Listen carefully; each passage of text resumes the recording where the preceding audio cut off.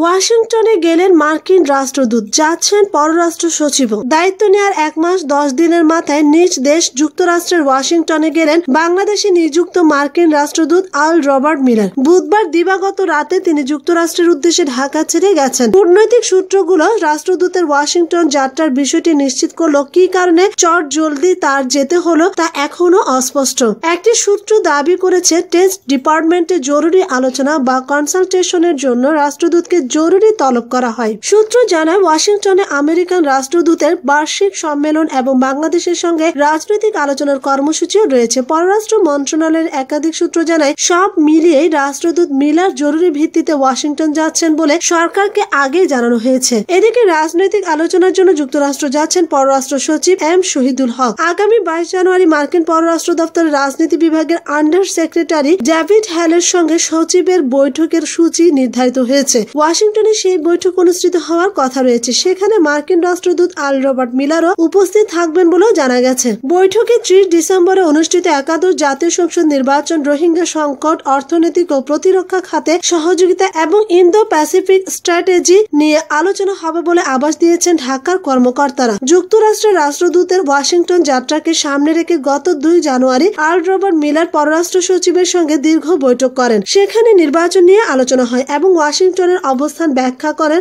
Earl Miller. নির্বাচন প্রশ্নে যুক্তরাষ্ট্রের সীমাবদ্ধতা থাকলেও তারা বাংলাদেশ তথা সরকার ও বিরোধী দলের সঙ্গে কাজ করে যাবে বলে আগে স্পষ্ট করেছেন। একাদশ জাতীয় সংসদ নির্বাচনে ভোটদানে বিরত রাখা সহ নির্বাচনে যেসব অনিয়মের অভিযোগ উঠেছে তাতে উদ্বেগ প্রকাশ করেছেন যুক্তরাষ্ট্র। এবার ভিন্ন প্রসঙ্গ, গণতান্ত্রিক দেশের তালিকায় নেই বাংলাদেশ, বলেছে ইকোনমিস্ট। যুক্তরাষ্ট্র ভিত্তিক গবেষণা প্রতিষ্ঠান ইকোনমিস্ট ইন্টেলিজেন্স ইউনিট গত বুধবার যে প্রতিবেদন প্রকাশ করেছে সেখানে গণতান্ত্রিক কিংবা ত্রুটিপূর্ণ গণতান্ত্রিক দেশের তালিকায় বাংলাদেশের নাম নেই। গত 1 দশক ধরে স্বৈরতান্ত্রিক ও ত্রুটিপূর্ণ গণতান্ত্রিক অবস্থার মাঝামাঝি হাইব্রিড রেজিম তালিকায় বাংলাদেশটি অবস্থান করছে বলে জানিয়েছেন ইআইইউ। বিবিসি বাংলার এক প্রতিবেদনে উল্লেখ করা হয়, গত বছর বৈশ্বিক গণতন্ত্র সূচকে বাংলাদেশের স্কোর আগের বছরের তুলনায় 0.14 বেড়েছে। ফলে 2017 সালে যেখানে দেশটির অবস্থান ছিল 92তম, পরের বছর হয়েছে 88তম।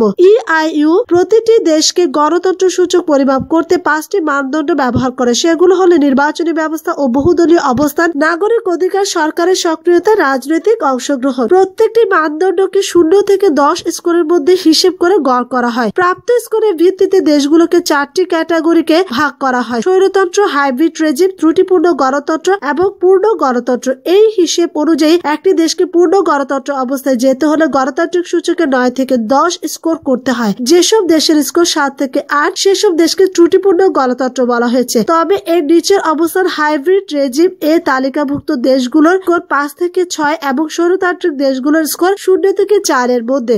166টি দেশের মধ্যে মাত্র 20টি দেশ গণতন্ত্রের তালিকায়, 55টি দেশ ত্রুটিপূর্ণ গণতান্ত্রিক দেশের তালিকায়, 39টি দেশ হাইব্রিড রেজিমের তালিকায় এবং 53টি দেশ স্বৈরতান্ত্রিক দেশের তালিকায় আছে। হাইব্রিড রেজিমের বৈশিষ্ট্য: ত্রুটিপূর্ণ গণতন্ত্র এবং স্বৈরতন্ত্রের মাঝামাঝি অবস্থান। হাইব্রিড রেজিম আসলে কি? একটি দেশের কোন কোন বৈশিষ্ট্যের জন্য এই তালিকায় পড়ে ইআইইউ এর গবেষণা পদ্ধতিতে বিষয়টি ব্যাখ্যা করা হয়েছে। একটি দেশের কোন কোন বৈশিষ্ট্যের জন্য এই তালিকায় পড়ে দেশগুলো। সেখানে বলা হয়েছে, নির্বাচনে বেশ অনিয়মের ঘটনা ঘটে যা নির্বাচনের সুষ্ঠুতা ও নিরপেক্ষতা প্রতিবন্ধকতা সৃষ্টি করে। বিরোধী দল এবং প্রার্থীর উপরে সরকারি চাপ খুবই সাধারণ ঘটনা। রাজনৈতিক সংস্কৃতি, সরকারের সক্রিয়তা এবং রাজনৈতিক অংশগ্রহণের বিষয়ে মারাত্মক দুর্বলতা দেখা যায়, যা ত্রুটিপূর্ণ গণতান্ত্রিক ব্যবস্থা থেকেও বেশি। দুর্নীতির বিস্তার প্রায় সর্বত্র এবং আইনের শাসন খুবই দুর্বল। সিভিল সোসাইটি দুর্বল। সাধারণত সাংবাদিকরা সেখানে হয়রানি ও চাপের মুখে থাকে এবং বিচার ব্যবস্থা স্বাধীন নয়। বিগত বছরগুলোতে বাংলাদেশের অবস্থান ইকোনমিস্ট ইন্টেলিজেন্স ইউনিটের প্রতিবেদন অনুযায়ী গণতন্ত্র সূচকে বাংলাদেশের সর্বোচ্চ স্কোর ছিল 6.1। সেটি 2006 সালে, কিন্তু 2008 সাল থেকে দেশটি হাইব্রিড রেজিমের তালিকায় আছে। 2017 সালে বাংলাদেশের স্কোর ছিল 5.43।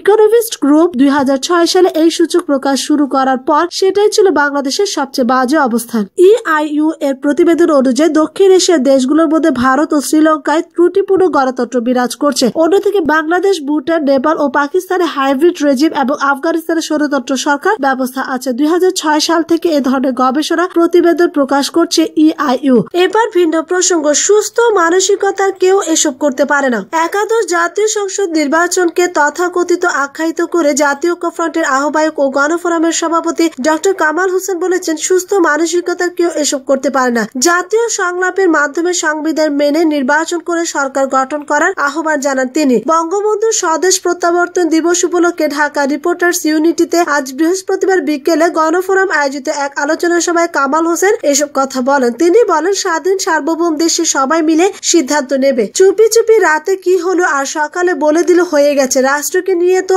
এভাবে খেলা করা যায় না। যারা এগুলো করছে তারা না বুঝে করছে, যারা উপদেশ দিচ্ছে তারা সঠিক উপদেশ দিচ্ছে না। এই যে তৃতীয়বারের মতো 5 বছরের জন্য যাচ্ছি, এই ধরনের তথাকথিত নির্বাচন, এটা কোনো সুস্থ মানুষের করার কথা না। মানসিকভাবে সুস্থ হলে কেউ এগুলো করতে পারে না। এটি অসুস্থ মানসিকতার পরিচয়। সংবিধান অনুযায়ী এটা হয় না। বঙ্গবন্ধুর প্রসঙ্গ টেনে কামাল হোসেন বলেন, এই ধরনের কাজকে বঙ্গবন্ধু বলতেন রাজ চালাকি। আমরা রাজনীতি থেকে সরে যাচ্ছি রাজ চালাকিতে। 30 ডিসেম্বর ছিল রাজ চালাকির সুন্দর উদাহরণ। তিনি আরো বলেন, তৃতীয়বারের মতো একজন প্রধানমন্ত্রী হয়ে গেছে, 300 লোক সাংসদ হয়ে গেছে, আর বিরোধী দলের 7 জন। এটা কোনো খেলা নয়। 17 কোটি মানুষকে নিয়ে খেলা করা যায় না। জাতীয় সংলাপের আহ্বান জানিয়ে ঐক্যফ্রন্টের আহ্বায়ক বলেন, আসুন বছরের প্রথম দিকে সংকট সৃষ্টি না করে সংলাপের মধ্য দিয়ে সিদ্ধান্ত নেওয়া হোক কিভাবে আমরা সংবিধানকে মেনে নির্বাচন করে নির্বাচিত সরকার গঠন করব। আলোচনা সভায় বঙ্গবন্ধু স্বদেশ প্রত্যাবর্তনের স্মৃতিচারণা করেন ডক্টর কামাল। বঙ্গবন্ধুর সঙ্গে একই উড়োজাহাজে দেশে ফিরেছিলেন জানিয়ে তিনি বলেন, বঙ্গবন্ধু নীতির প্রশ্নে আপোষহীন ছিলেন। ওই মাপে নেতৃত্ব ছিল বলে দেশ স্বাধীন হয়েছিল। বঙ্গবন্ধু বাস্তবতাকে মূল্যায়ন করতে পারতেন, সঠিকভাবে সঠিক সময়ে সঠিক জিনিসটাকে তুলে ধরতেন। জেএসডি সভাপতি ও ঐক্যফ্রন্টের আরেক নেতা আসম আব্দুর রব বলেন, কামাল হোসেনের নেতৃত্বে যারা ঐক্যফ্রন্ট গঠন করেছে তারা বিদেশের কোন নির্দেশের রাজনীতি করেন না। তিনি বলেন, আওয়ামী লীগের অতি ক্ষমতার লোক। বঙ্গবন্ধু স্বদেশ প্রত্যাবর্তন